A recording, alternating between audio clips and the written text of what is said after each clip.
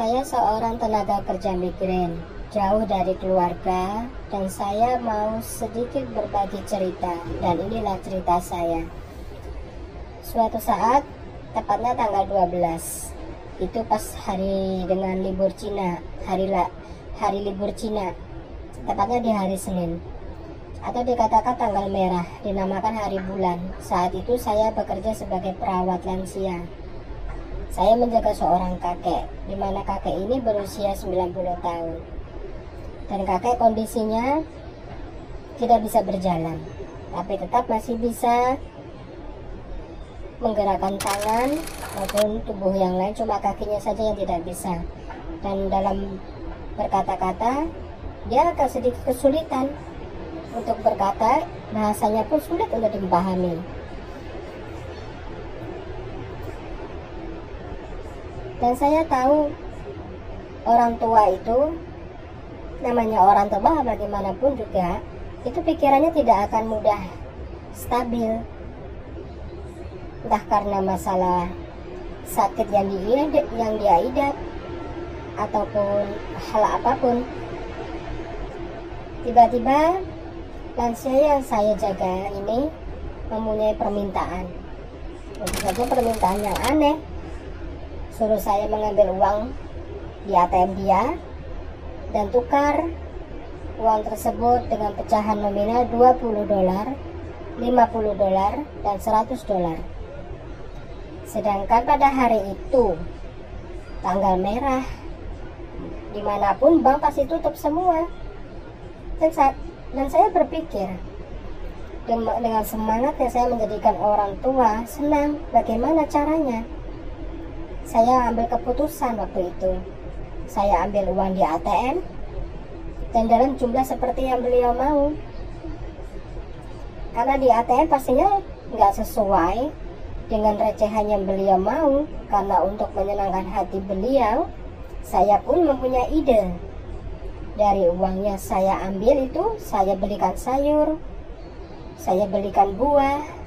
Saya berharap dari pembelian tersebut akan mendapatkan kembalian pecahan $20, $50, dan $100.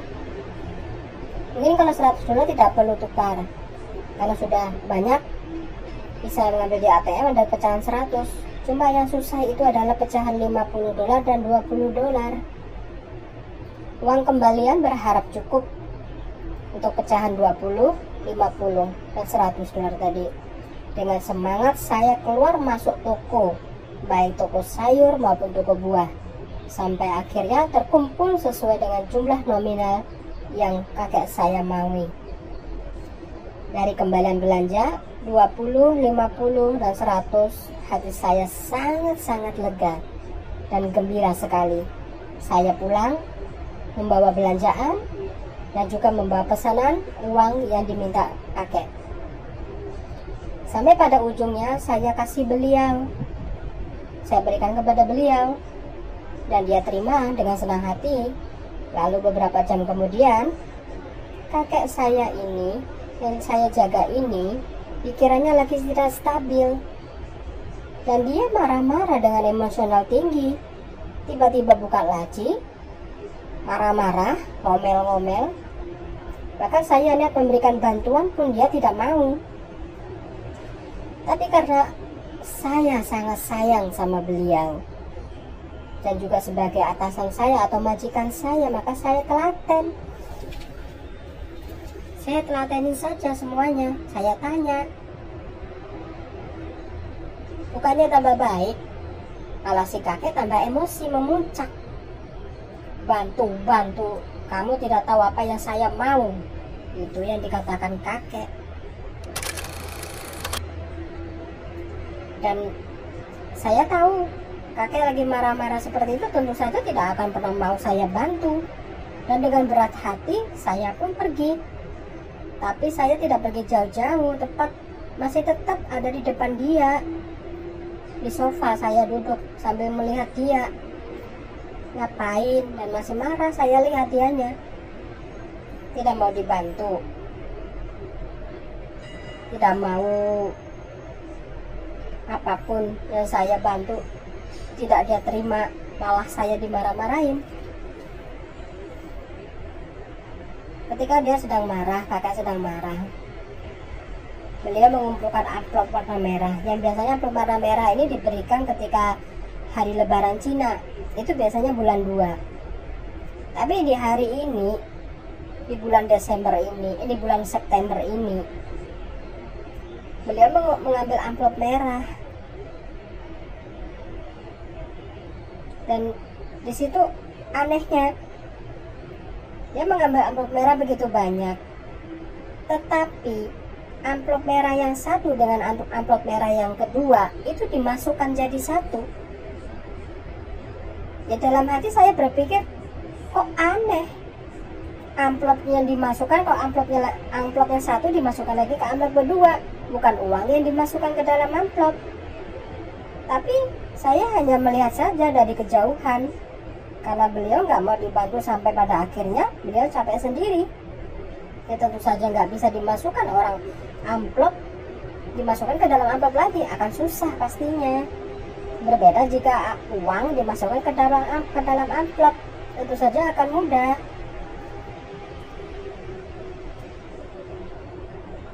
Ketika dia tidak bisa memasukkan amplop ke dalam amplop kembali, dia terus merebahkan dirinya di ranjang. Saat itu saya tinggal, dan saya lihat sudah tergeletak dalam keadaan tertidur. Dan saya pun mendatangi beliau, menghampiri beliau dan bertanya, kok tidur kek? Dan beliau tersenyum. Dalam hati saya berpikir, oh mungkin kakek sudah tidak marah lagi. Terus saya berkata kepada beliau, aku bisa bantu kamu kek? Sambil bertanya aku papa, agar dia bangun. Dan akhirnya beliau berkata, masukkan uang di amplop ya. Lah kok suruh masukkan uang di amplop, sedangkan dia sendiri masukkan amplop ke dalam amplop? Jelas tentu saja 1 jam tidak akan bisa masuk. Karena kakek sudah meminta saya untuk memasukkan uang ke dalam amplop, yang saya lakukan. Dengan senang hati saya membantu beliau. Akhirnya saya dengan senang hati duduk di sebelahnya dan memasukkan uang di hadapan beliau, memasukkan uang di amplop sampai selesai, dan beliau pun melihat itu. Terus saya bilang, sudah semuanya selesai. Separuh kemasukan, ini 20-an, pecahan 20-an, dan ini pecahan 50-an. Tapi masih ada separuh sisa uang, dan saya jadikan satu. Dan kakek berkata, ya ini sisa uangnya, aku jadikan satu, aku taliin aja ya, aku karetin sama dia, karena amplopnya nggak cukup. Ya, akhirnya saya kasih ke kakek, dan dia berkata terima kasih. Hati saya sudah menjadi lega ketika kakek sudah mengatakan terima kasih dan sudah tidak marah-marah lagi.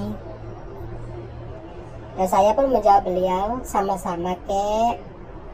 Saya lihat kakek bahagia, saya pun ikut bahagia. Saya melihat wajahnya, kasihan sekali.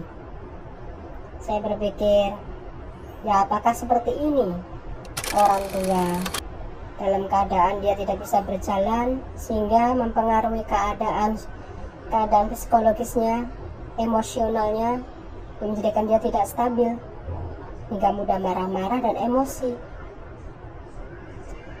Aslinya beliau itu orangnya adalah orang yang baik.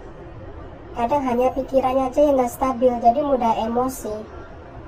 Ya, kita sebagai pembantu atau sebagai asisten rumah tangga yang menjaga lansia harus benar-benar telaten dan sabar menghadapi lansia yang seperti ini, dan banyak lansia-lansia yang lain yang berbagai macam sifat dan wataknya dan caranya, karena mereka semakin lama akan menjadi seperti anak kecil. Apabila kita sayang sama mereka, apabila kita perhatian sama mereka dan telaten sama mereka, tentu saja mereka akan berpikir demikian ke kita. Mereka akan sayang, mereka pun akan perhatian dan nurut kepada kita, dan itu menjadikan pekerjaan kita itu menjadi nyaman, ringan. tanpa ada beban apapun di dalam hati kita dalam melakukan tugas kita sehari-hari. Berbeda dengan kita menjadi keras pada orang yang kita jaga, katanya kita jaga karena kita mungkin kurang kesabaran. Dan itu pun akan berefek kepada orang yang kita jaga tentunya. Dia akan mudah sering marah-marah dan merasa enggak disayang, merasa gak diperhatikan, merasa dijahatin dan sebagainya. Dengan rasa yang sayang yang kita beri kepada mereka, tentu saja akan membawa kenyamanan bagi mereka, bahkan diri kita sendiri dan pekerjaan kita. Ya, kita harus bersabar dalam menghadapi segala ujian, kesabaran dalam kehidupan kita, apapun yang kita terima dalam pekerjaan.